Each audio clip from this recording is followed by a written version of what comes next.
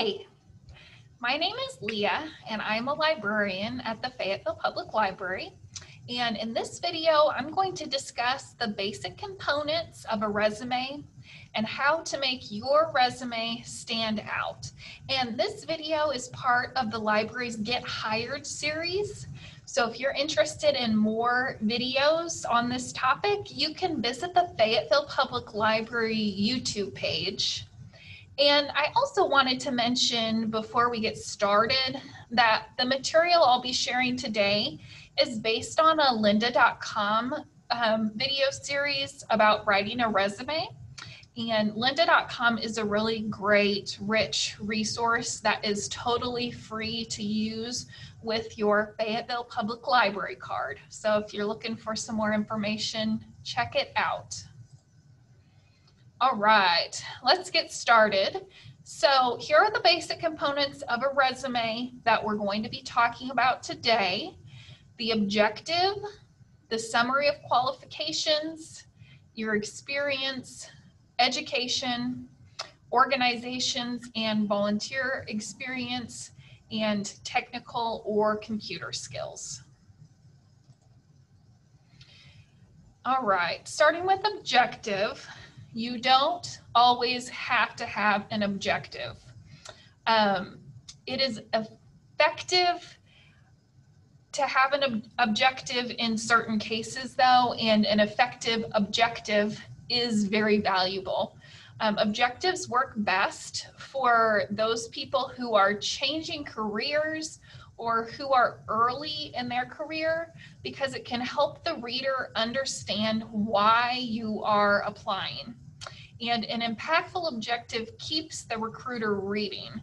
So if you have many years of experience in the field, just skip the objective and use the summary of qualifications instead. But let's go ahead and look at some sample objectives, and we can think about what works in an objective and what doesn't. So if you want to take just a moment to read these examples.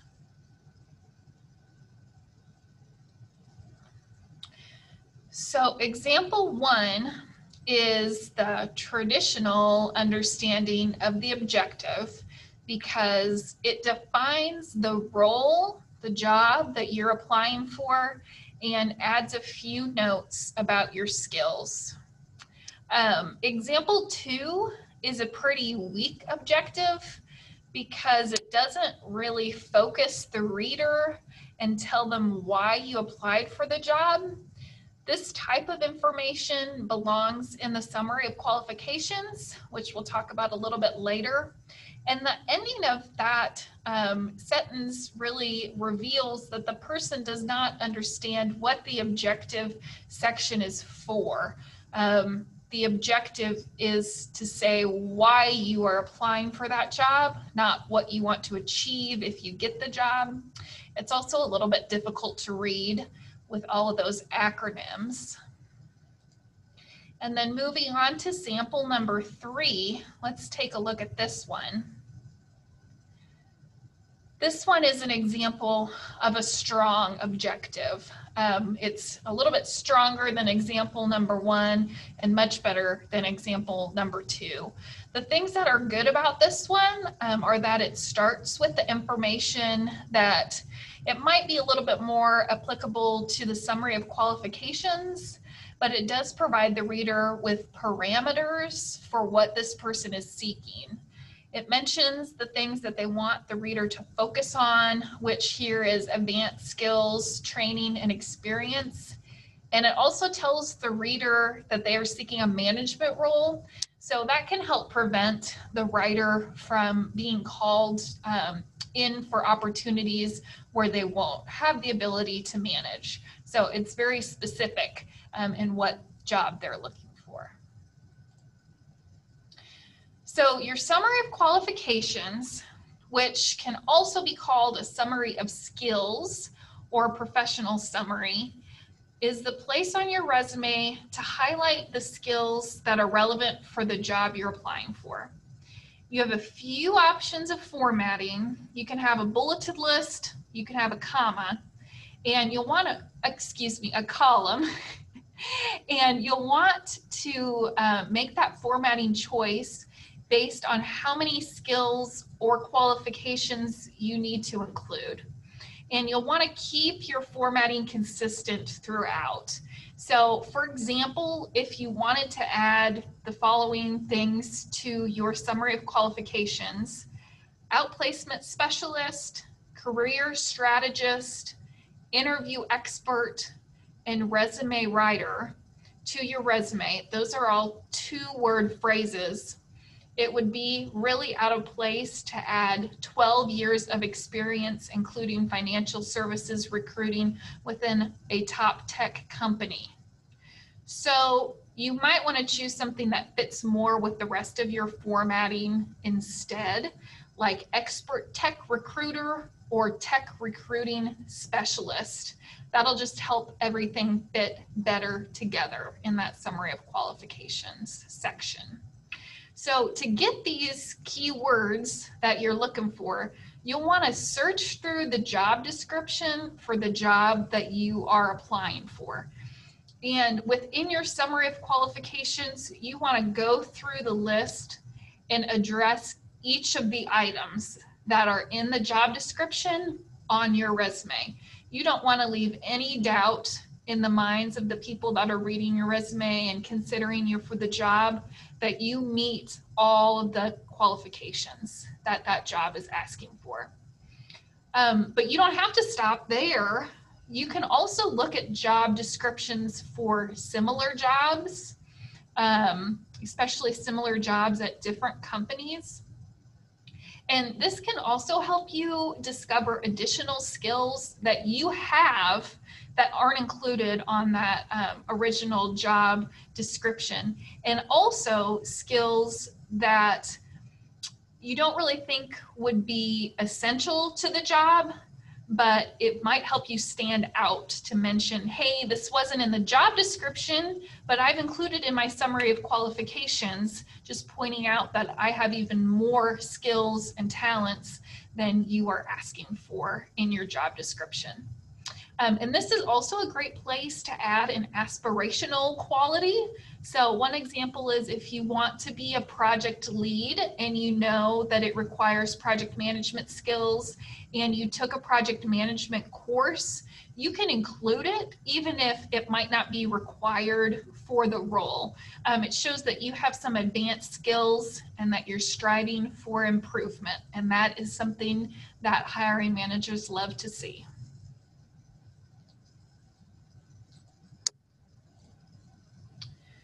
Moving on to the professional experience section.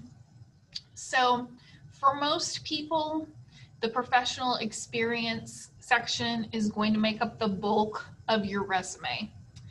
It allows you to back up the claims that you made in your objective and or your summary of qualifications.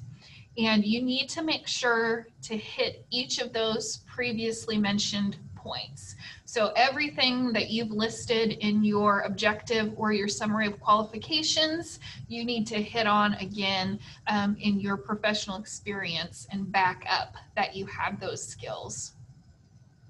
And because of this, it's sometimes easier to do this professional experience section before you do your objective or your summary of qualifications.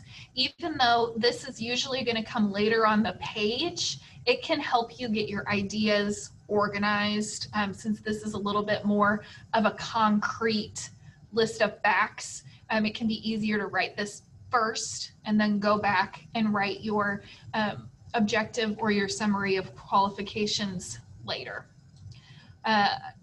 The professional experience section, like I said, it's straightforward. It's not going to be a place for you to get creative. There are facts that you need to include, and that's it. If you get too creative with this, it's going to look a little wonky and confusing. So what you need to include is the company where you worked, the geographic location of the company, your job title, the dates of employment, your duties and responsibilities. And you'll want to be consistent and lay out this content in the standard format. And that standard format is listing the name of the company where you worked above your most recent job title. And this information should appear on the left side of the page and then the dates of employment should be closest to the right-hand margin. And so if you try and get creative and lay this out differently and it isn't where the reader expects it to be, they might just give up and not take the time to look for it and just place you in the wrong pile that you don't want to be in. So it's important to stick to that standard layout. Just one note on the location of the job, you'll want to put the location of the job on the resume, and be sure to include the city where you worked and not the city where the company's headquarters are located, just for clarity for the person that's reading.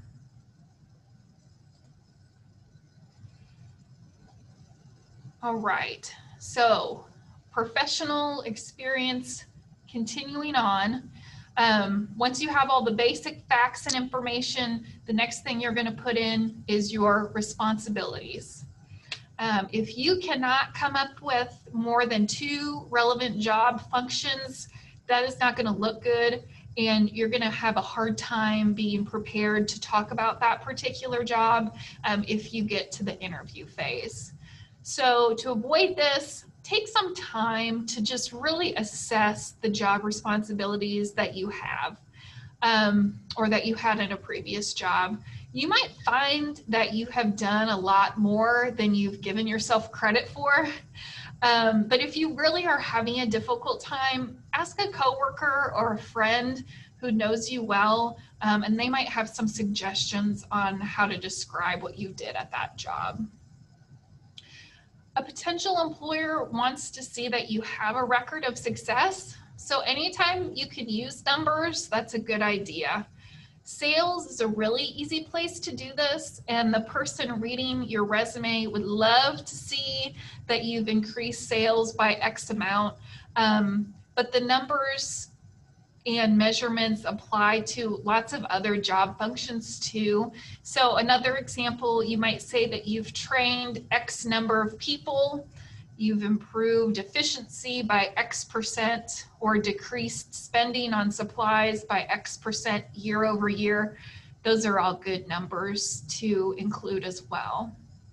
And so your professional experience section, it needs to demonstrate your stability, your longevity, and your leadership qualities, because if other jobs have already entrusted certain responsibilities to you, your future employer is going to be happy to do the same. You just need to be sure and demonstrate what those responsibilities you had are. All right, education. So first off, if you have a college degree and work experience, your work experience is more important. So put your education at the bottom of your resume. If you're a recent college graduate and you have no work experience yet, your education is going to be more important. So place your education closer to the top, just after your objective. You might also want to put your education near the top if your resume, if it shows that you have just completed a new degree, especially if that new degree is helping you to transition into a new industry and the job that you're applying for is in that new industry. If you're currently enrolled in college courses, but you haven't completed a degree, you want to include your anticipated graduation date, and be sure to use the word anticipated because otherwise it could make it look like you've already graduated. If you started a degree program and you didn't finish it, you can list the dates of attendance and highlight specific courses you completed that are going to be relevant to the job you're applying for. You can say something like earned X number of credits towards a Bachelor of Arts degree, September 1999 to May 2002. That helps to make it clear that you didn't earn the full degree, but I think it's still important to include, especially if you took courses during that time that are relevant to the job.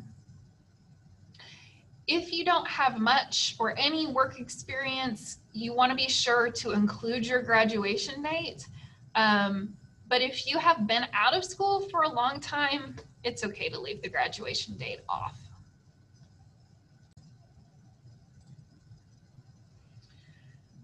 Being a part of an organization shows that you're well-rounded and that you can get along well with others. So if before this point you've never joined an organization or volunteered your time, now is a good time to start. Employers want to see that you occupy your time with things other than work. Your experience in this area is probably going to break into two different sections. You'll have membership and affiliations. We'll talk about that first, and then volunteer experience. So an industry-based organization is going to provide you with an opportunity to continue learning. And the assumption is that you're taking up your own free time to keep up with the industry, which shows that you care about the industry and that you're ambitious. And being a member of an organization also means that you have the opportunity to broaden your network, which is good for you, and it might be appealing to an employer too. However, not every type of membership needs to be listed. So there are certain questions that when you are being interviewed, it is illegal to ask. And you want to avoid including any organizations that might apply to those certain types of questions. So membership in organizations which provide information about your race, your religion, your marital status, or anything else that employers cannot legally ask during an interview should only be included if it's relevant to the job. So there are situations where that organization and membership might be relevant to the job, but just be careful about including those. And you'll also want to exclude any memberships that make it look like you aren't really interested in the job you're applying for.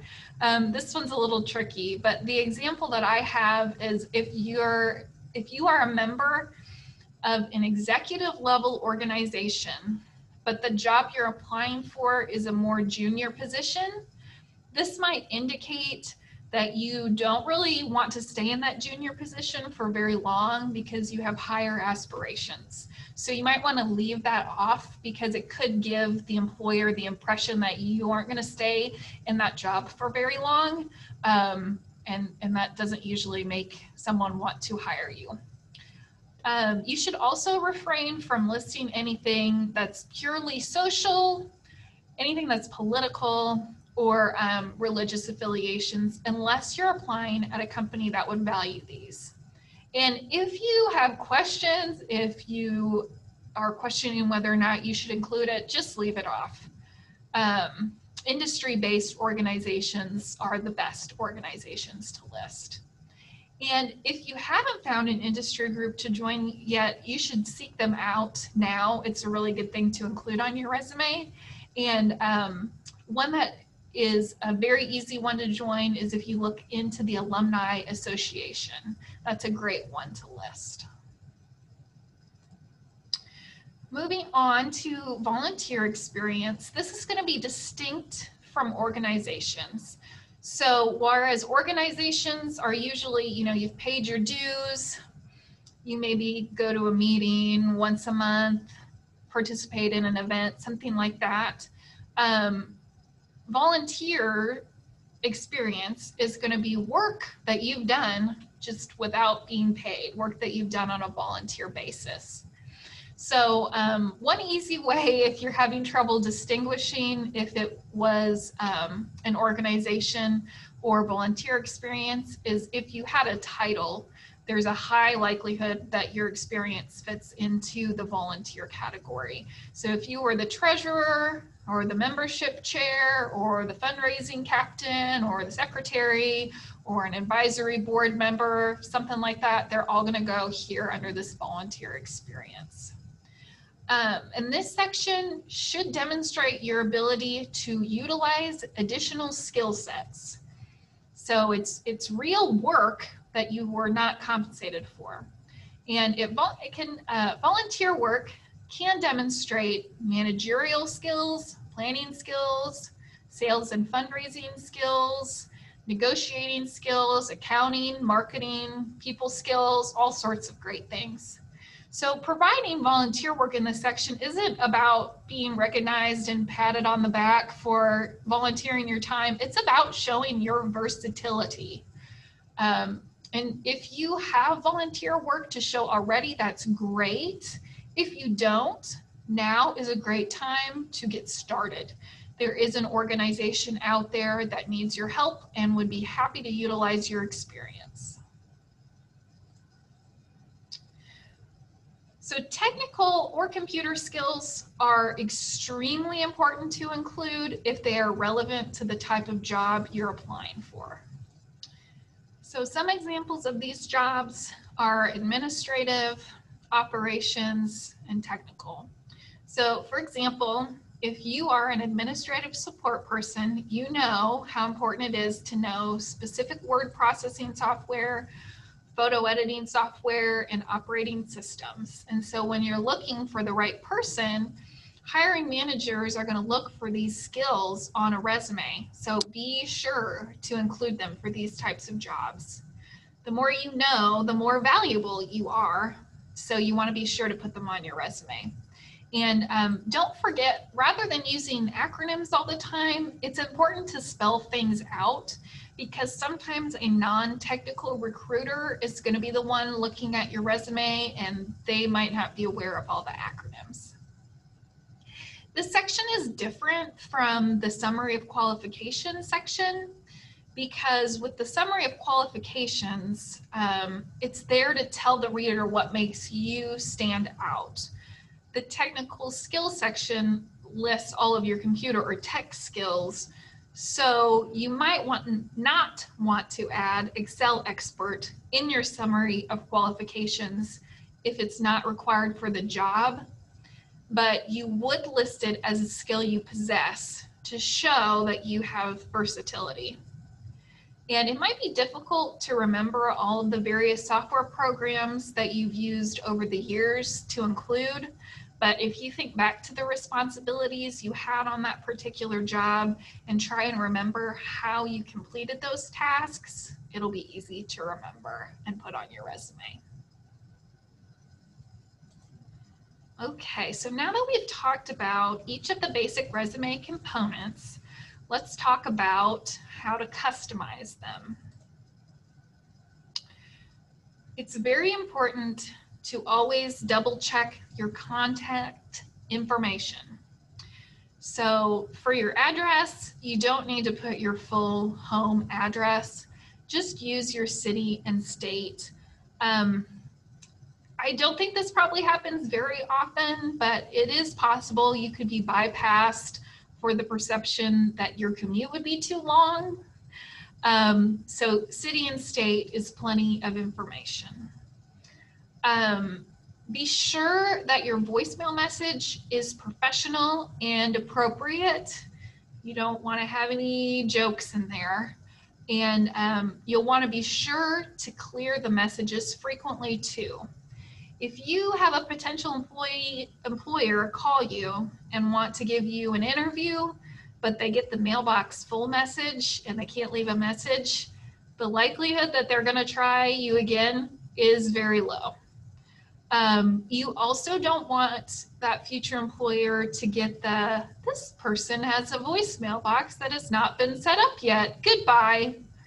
That's also going to lead to them probably not ever calling you back. They might mean to call you back later, and then they're able to get a hold of somebody else, and that person might move forward and you don't. The saying, luck favors the prepared applies in this situation. So if you're applying for a job, you need to be prepared by ensuring that your phone can take messages. You need to make it as easy as possible on the recruiter or the hiring manager.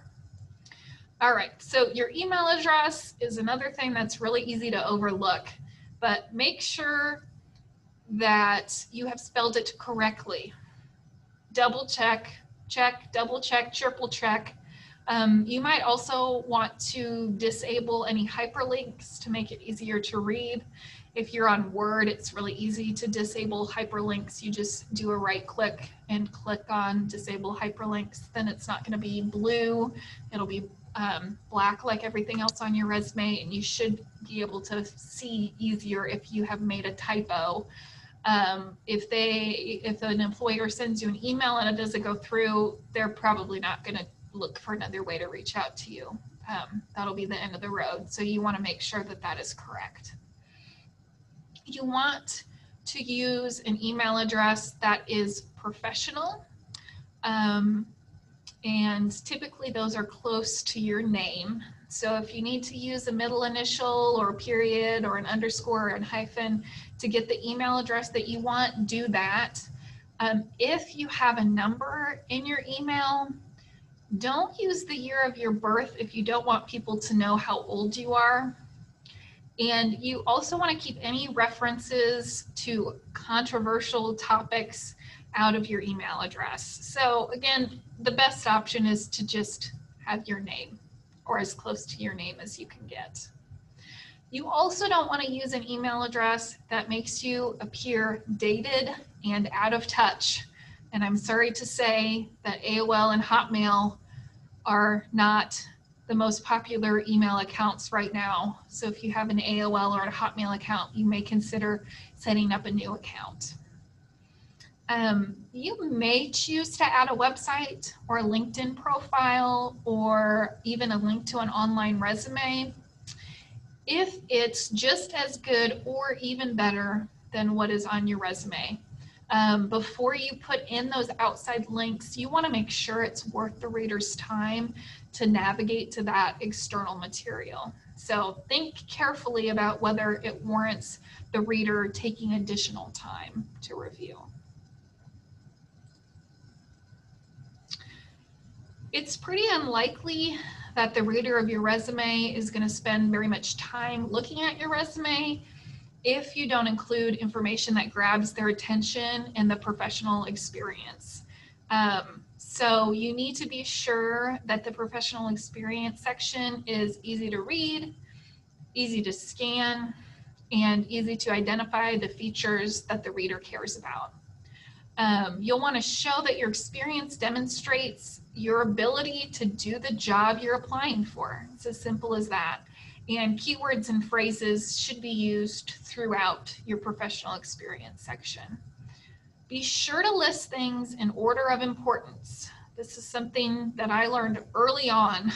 It's very tempting to put them in whatever order you think of them, but list the most important first, because you don't know how far that reader is going to get in your resume. If they only read the first 2 or 3 things, you want to make sure that those 2 or 3 things are good. And if you have more, that is fine, but just put them further down on your list. So to find the keywords to use, you'll want to look at the job description and ensure that you have addressed everything in that job description that you're applying for. And you'll want to include both required and recommended qualities if it applies to you. And it's important to include those recommended qualities if it applies to you, because it's going to set you apart from other applicants. Other people that are going to be turning in their resumes are looking at the same job description, probably going through the same steps of professional experience and matching things up between the job description and the professional experience section. So if you have something extra to add, do it, because it might set you apart. And if the job description for the job you're applying for doesn't have a lot of information, you'll want to look at similar job postings for keywords. You might even be able to find a previous posting for the same exact job that has some different wording in it. And additional places to find keywords are in places where jobs or salaries are reviewed. So a couple of examples of those are salary.com or glassdoor.com. Those are both good resources to find some extra information.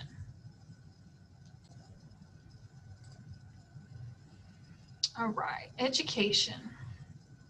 Education is extremely important to employment, and degrees are often a non-negotiable.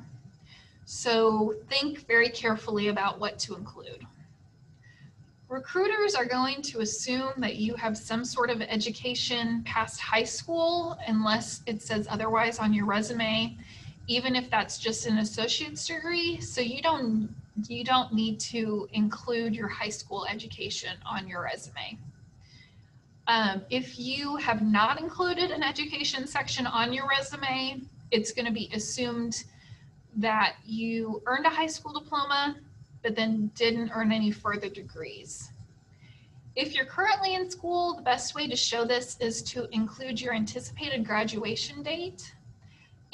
We talked about that a little bit earlier. And then if you don't have a college degree, but you did graduate high school or the equivalent, you still don't need to include your high school information on your resume, but you should include any alternative job training that you've gone through. And there's a lot of examples of this that you can include. Any trainings that you've done, certificate programs, seminars, any conferences you've gone to, online learning, self-directed study, that's all really good stuff to include on your resume. If you do have a degree, but it's not the one that the job posting is asking for, you'll want to utilize the other sections of your resume to showcase why you're still a good fit. So that'll be in the work experience section, volunteer experience section. You might want to include some additional courses you did when you were earning your degree. And then if you have any awards or achievements to include that are related to the fields you're applying for, you'll be sure to put those in. And the same is true if you have a 2-year degree, but they're asking for a 4-year degree. If you can show additional relevant work, you should still go ahead and apply for this job posting. But when it comes to education, it's really up to you to show that you meet the requirements. So if it's not a perfect fit, you'll need to include some additional information on other parts of your resume to show why you are a good fit for the job. Okay, let's talk about some upgrades. So what have you achieved in your career? That's an important question to think about. If you've created anything, implemented a new procedure, saved or made money, were top in sales, you were asked to lead a project, where you were promoted frequently, or any other achievements, you'll want to show them off with a bullet point or two at the beginning or end of your professional experience. If you don't feel as though you have enough achievements to add this to each of the jobs on your resume, move your achievements to the summary of qualifications. That's going to be a great place for it too. If you have enough achievements to warrant their own section, add a section labeled achievements. I would put it below your summary of qualifications and above your professional experience. And when you're listing these achievements, be as specific as you can. You'll want to think about the relevance and scale before making the decision to add it on to your resume. And remember that scale doesn't have to be a number. If you're doing your job well and it makes your team members happier and more productive and take fewer sick days or something like that, you should consider that an achievement too. And if your work leads to an increase in productivity, decrease in staff turnover, or an increase in profit margins, be sure to mention it. Your work has value, and it's your job to make it clear to your future employer. If you've won an award, consider adding an award section. It can really be a big upgrade to your resume. Awards show that you are dedicated enough to be recognized. Be thoughtful if you are applying for a job in a different industry, or if it's an award that is personal and doesn't relate specifically to your work. Not every award is appropriate to be included. And you'll also want to think about relevance and space. So if you're adding to your resume so many awards that it knocks it from 2 pages to 3 pages, just take it off. Unfortunately, you don't want to have a resume that's 3 pages long. 2 pages, margin to margin, top to bottom, is pretty much the max. A 3-page resume is going to take too long for the person to read. So leave it off if it makes it too long. And if you're looking for a good way to save space, you could also just include your award as a bullet point in your professional experience under the job you were working for when you received the award. And you'll want to be sure to describe the award, include the date it was obtained, put in the title of the award in italics, and what it was for if it's not apparent from the title. You should always include awards that are relevant to your job, and you may also want to include awards for accomplishments that are outside your work if you think they demonstrate value to future employers. If you've been published, you may want to include a publication section on your resume. So some examples of this are being quoted in an article, authoring a book, authoring a trade association article or an industry paper, or even a blog that's relevant to the job that has a viewership. You'll want to mention it here. If you only have 1 or 2 publications to list, put them under your current job if it's applicable, rather than creating its own section. And you might also find it's a good fit for these publication bullet points to be under the volunteer section.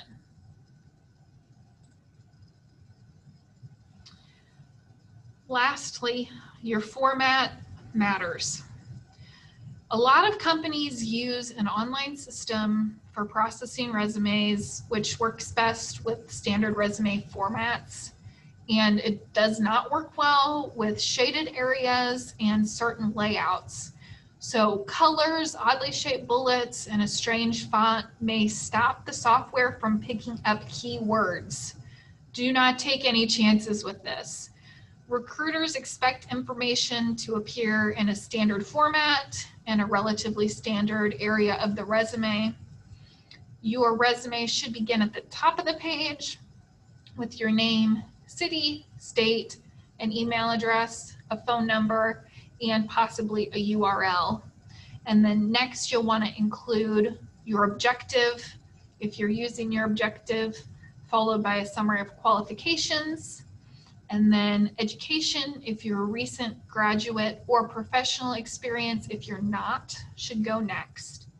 Your dates of employment need to be on the right side of the page in the professional experience section, and they should move chronologically from most recent to oldest. And you'll also want to be sure to include the month and year on the dates of your employment.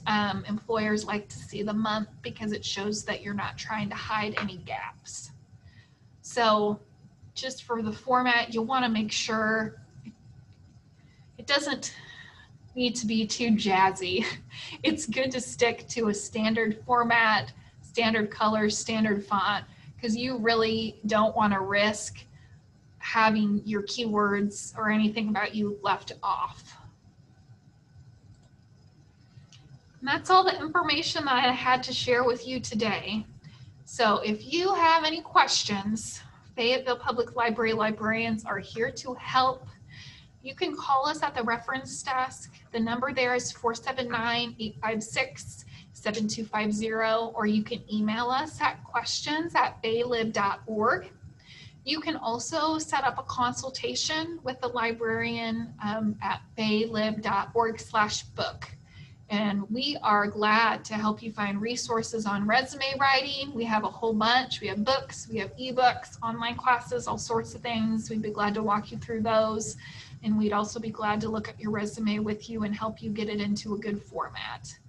And please visit the Fayetteville Public Library's YouTube channel for more videos in the Get Hired series.